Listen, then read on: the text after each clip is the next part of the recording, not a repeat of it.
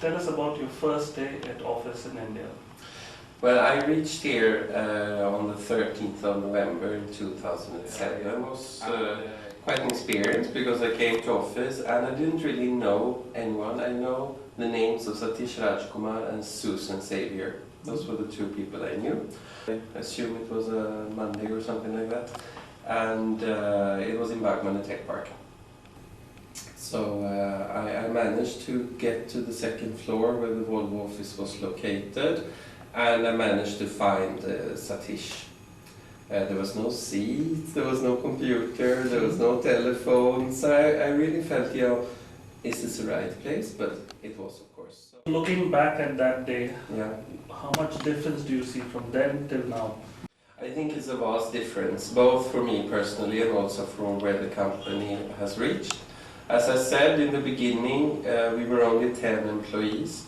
Now I guess we are more than 1,000 in AD alone, and I think to an extent we are a much more structured company now, much more process oriented, much more focused on our deliveries. I think also that we have proven over the years that we are very capable of handling delivery responsibility. Whatever decisions are made in Gothenburg at Volvo IT headquarters are not always trickled down and followed by the local sites in the various countries.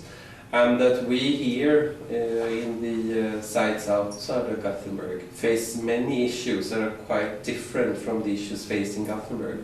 And sometimes we struggle with people in our headquarters to understand what issues we are really facing. But I think overall it's been a great journey, and I'm really proud of what we have achieved. Do you have anyone in mind whom you felt really nice working with? Of course, if I should talk about people who are still here then, I really enjoy working with Nagabhushan.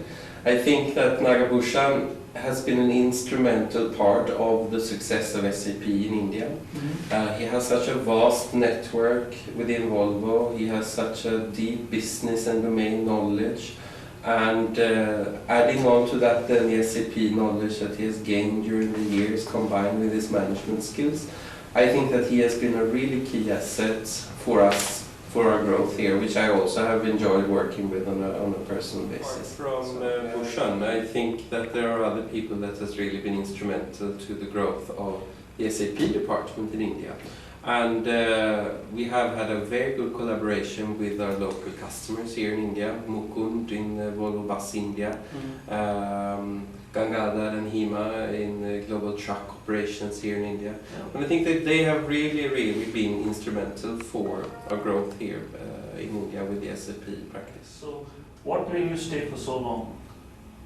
It was very simple. I had made such a good set of friends here. We were just on the verge of getting our first delivery ownership. We had grown the practice. We were a lot of people with a lot of good energy, and that really triggered and motivated me to stay on in India. We were not done with our work here. Keeping in mind that when I arrived in 2006 November, it was me and Shiv Kumar Ramakrishna, who was our first employee in the SAP space. Together then with roughly around 15 Mindtree consultants, and when I leave now we are roughly around 180 full-time equivalents in the SAP space. We have a full-fledged management team, so I really think that now I feel that I can leave India knowing that we actually have achieved something great here. And your passion for singing? Yes, my passion for singing, absolutely. I've been singing since I was 10 years old. I started in the cathedral in Gothenburg and singing in the boys' choir there. And singing has been such an important part of my life, so I realized when I moved to India, moved to Bangalore, I had to continue with the singing. So I actually went online, and I was lucky enough to find that in Bangalore we actually have the only choir and the music director in India focusing only on Western classical music. So I joined that group in January 2007, and I've been part of that ever since. I have introduced a lot of new Western classical music to India. We have made tours over the country. We have recorded a CD, the first CD in India with Western classical music. So I think that I've actually managed to help to make a difference also in that field in India. How many Indian languages can you speak? Well, I think I can speak maybe 3 to 4 words in 5 to 6 languages, roughly. So now I can in a way regret that I didn't learn more. The language that I speak most is Hindi. Can you say something in Hindi for us? Namaste, आप कैसे हो? मैं ठीक हूँ, धन्यवाद. हाँ, धन्यवाद. That's very nice. Thank you.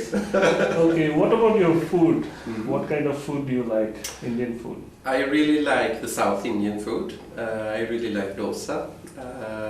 I also enjoy cooking some of the Indian foods myself. Then I basically try to do North Indian curries, your methi chicken, aloo gobi and so on. So yeah, I really have taken a liking for the Indian What is your cuisine. advice to the expats?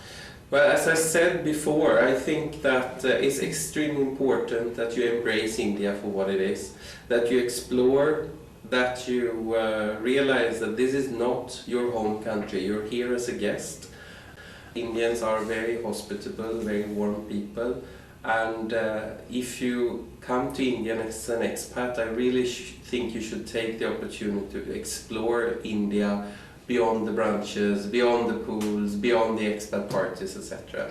Go to the flower market in Malleshwaram, have a dosa at CTR, have a morning walk in Lalbagh. That is really my advice to the expats, to be able to embrace and explore India. What is the one thing that you will miss about India?